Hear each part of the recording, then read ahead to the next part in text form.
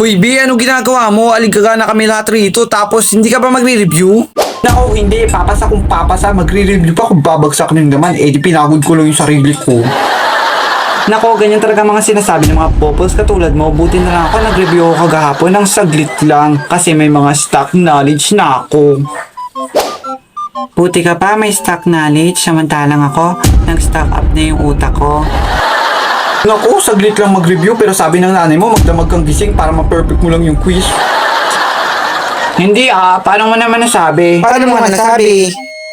Te, halata naman sa eyebags mo na mamaga. Hey Pinky, how about my makeup? Is it maganda na ako? Oo te, magandang maganda ka na. Pero te, hindi ka ba magre-review?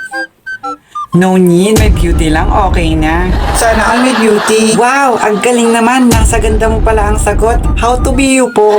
Sana all how to be. First, you need to be more beautiful like me, no? And second of all, you need to be more rich like me. Ang hirap naman pala ng first and second step. Wala bang third step?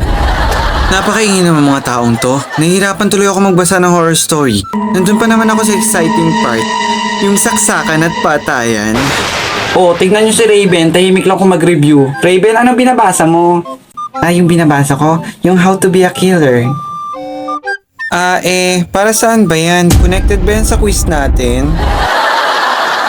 Wala, pero gusto ko maging killer? Nakakatakot ka naman.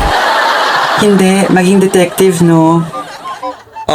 Detective. Nice. Good course yun.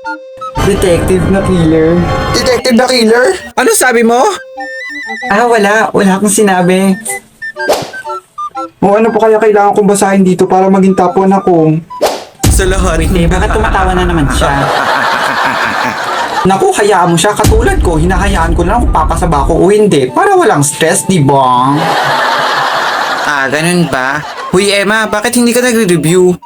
Kasi kahit anong gawin ko, hindi kayang intindihin ng utak ko ang mga binabasa ko. Naku, malaki problema nga yan. Kaya huwag mo nang problemahin. Katulad ko, hindi ko na pinoproblema yung problema ko. Problema na lang ang problema sa akin. Pwede ba tumahimik kayo dyan? Nagre-review yung tao dito. Ang gugulo nyo. Galit na naman lolo nyo. Ano ba yan? Napakahirap naman para mag-review. Nakakapiga ng utak. Sana all piniga. I think my brain is not working na. Ouch. It's so sakit. Ayoko na.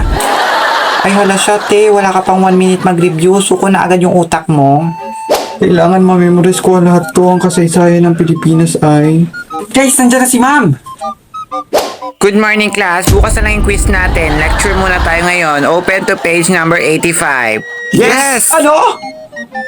Yes, hindi na ako magre-review. Hey, God! Tekad ka dyan. Nag-review ako na magdamag tapos sa susunod na lang.